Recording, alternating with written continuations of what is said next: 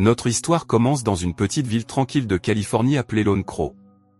Au cours d'une journée qui semble normale, quelques habitants se rendent au bord de la rivière pour un pique-nique tranquille. Tout est calme jusqu'à ce qu'ils remarquent un bateau abandonné qui flotte le long de la rive. Intrigués, ils décident d'aller jeter un coup d'œil, mais ce qu'ils trouvent à l'intérieur les bouleverse complètement. Horrifiés, ils appellent immédiatement la police. Peu après, nous rencontrons le protagoniste, John Hawkins, le chef de la police locale. L'agent de police scientifique Connie est déjà sur place et informe Hawkins que le cadavre est dans un état extrêmement inquiétant. Le corps n'a plus d'os. Il ne reste que la chair, comme si les os avaient été complètement retirés, ce qui est presque impossible. Jacob explique qu'il semble que quelqu'un ait retiré tous les os avec une extrême précision, mais il est difficile d'imaginer comment cela a pu se produire. À l'intérieur du corps, il trouve également un insecte étrange, une guêpe, que Jacob conserve dans un bocal. Hawkins dit à Connie de le garder en sécurité car il pourrait fournir des indices sur la cause du décès. Plus tard, Connie découvre l'identité de la victime. Il s'agit du Dr Cole Parsons, un scientifique qui était venu prêter main forte à Crow l'année précédente. Hawkins a désormais une piste. Il décide de commencer son enquête en se rendant à la cabane de Parson dans les bois. Avant cela, on nous présente Maître Fulbright, qui travaillait avec la police comme guide dans la nature sauvage et qui était également l'ancienne petite amie de Hawkins. Leur relation avait pris fin parce que Hawkins voulait quitter Lone Crow et déménager en ville, ce que me ne voulait pas. Me préférait rester en contact avec la nature et ne voulait pas qu'il parte. Cette différence les a finalement séparés. Hawkins rencontre Me et lui annonce la mort de Cole Parson. Me se souvient de Parsons, qu'elle avait aidé à faire des courses il y a 1 an.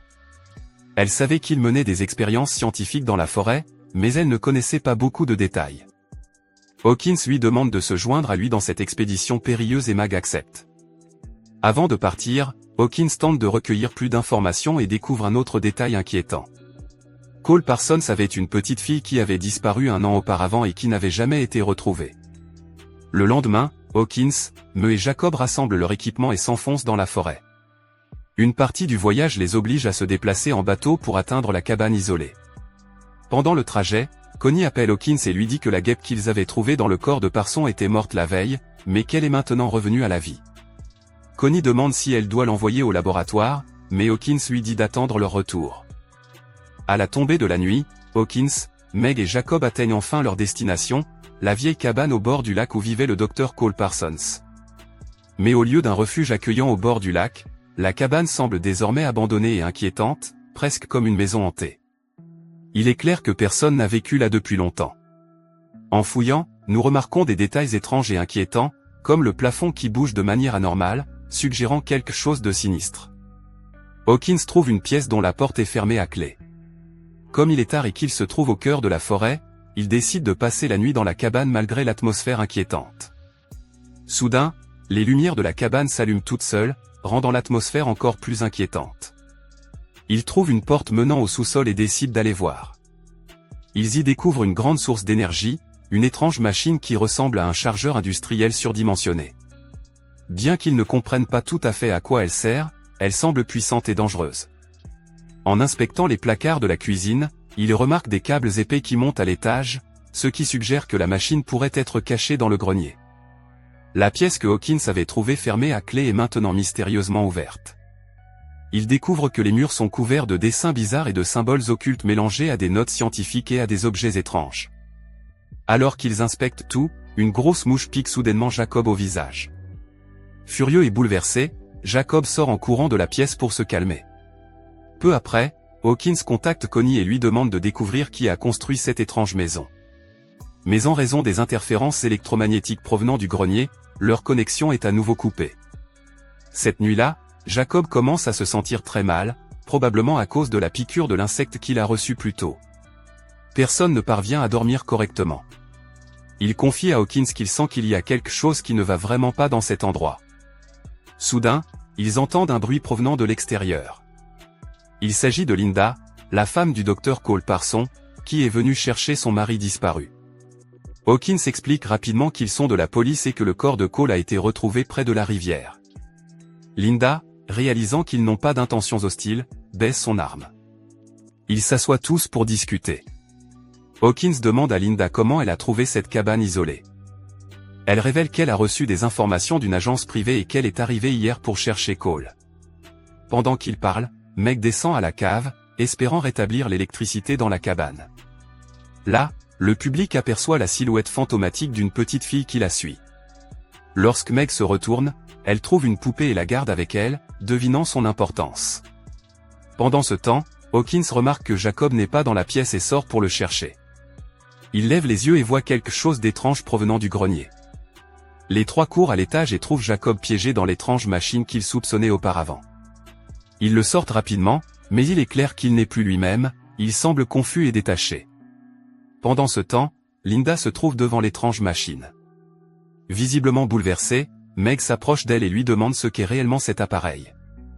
Linda explique qu'il s'agit d'un collisionneur de particules conçu pour créer un champ magnétique puissant.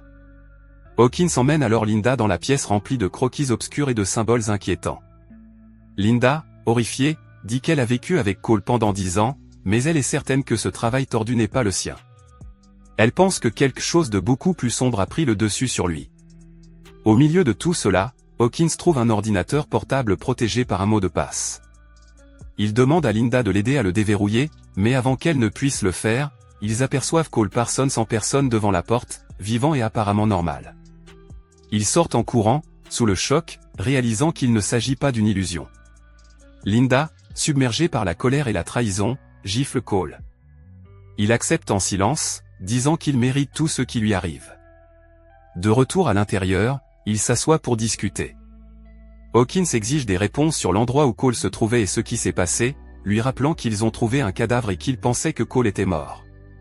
Cole rit et évite de donner des réponses directes, en particulier au sujet de la voiture et de ses expériences. Pendant ce temps, au poste de police, Connie continue d'essayer de contacter Hawkins.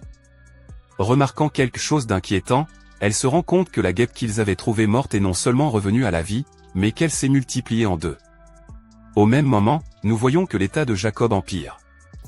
Son corps commence à se transformer de manière grotesque. Hawkins continue d'interroger Cole, mais celui-ci refuse de donner des réponses concrètes. Même lorsque Linda lui demande directement pourquoi il a disparu, il répond de manière vague et confuse. Plus tard, lorsque Linda va voir Jacob, elle est horrifiée de voir à quel point son corps a changé. Elle se précipite pour le dire à Hawkins et Meg. Voyant la transformation terrifiante de Jacob, tout le monde panique et décide qu'ils doivent partir immédiatement. Mais lorsqu'ils sortent, ils se rendent compte que le bateau avec lequel ils sont arrivés a disparu. Hawkins commence à soupçonner encore plus Cole. Linda suggère de vérifier un campement à proximité, pensant qu'il pourrait y avoir une autre issue ou quelqu'un qui pourrait les aider. Quand ils arrivent, ils trouvent beaucoup de matériel et de provisions, mais à l'intérieur, ils découvrent également plusieurs corps en décomposition et mutilés. Bouleversés et terrifiés, ils partent précipitamment. De retour à la cabane, Linda se retrouve seule avec Cole. Elle parvient à déverrouiller son ordinateur portable en utilisant le surnom Tinkerbell que Cole lui donnait. Sur l'ordinateur portable, elle trouve des vidéos horribles montrant que Cole a fait des expériences sur de nombreuses personnes à l'aide de la machine. Chaque fois que quelqu'un entrait, il ressortait avec quelque chose de maléfique qui grandissait en lui, presque comme une entité démoniaque qui prenait le dessus. On découvre également que Cole lui-même est entré dans la machine. Le corps mutilé qu'ils ont trouvé au début était en fait le cadavre du vrai Cole. Le Cole qui se tient maintenant devant eux est une version monstrueuse née de cette machine. Dans un rebondissement choquant, on découvre qu'il a même sacrifié leur fille dans le cadre de ces horribles expériences. À ce stade, Cole enferme Linda dans une pièce pour l'empêcher d'intervenir. Lorsqu'Hawkins et moi revenons, nous découvrons que Cole a disparu. À l'intérieur, il découvre le corps de Jacob qui s'ouvre de l'intérieur. Soudain, une créature mutante monstrueuse surgit des restes de Jacob et attaque Hawkins. Juste à temps, Meg fait irruption avec un pistolet et tire sur la créature, la tuant enfin. Elle envoie Me dehors pour des raisons de sécurité et commence à se préparer à faire exploser la machine à l'aide d'essence et d'explosifs improvisés. Pendant ce temps, Linda s'enfuit de la pièce avec une hache à la main, déterminée à tuer Cole de ses propres mains. Mais lorsqu'elle atteint le sous-sol, elle a une vision de sa fille à l'intérieur de la voiture. Submergée par l'émotion, Linda perd le contrôle et entre dans la voiture, devenant une autre victime de son pouvoir maléfique. À l'extérieur, des êtres humains mutants, anciennes victimes des expériences de Cole, commence à émerger de la forêt et s'approche lentement de la maison. Dans le sous-sol, Hawkins trouve de l'essence et la porte au grenier où Cole l'attend. Dans le grenier, une lutte brutale éclate entre Hawkins et Cole, qui a muté. Cole mord 2 doigts de Hawkins, mais celui-ci parvient à attraper une barre de métal et le frappe à la tête.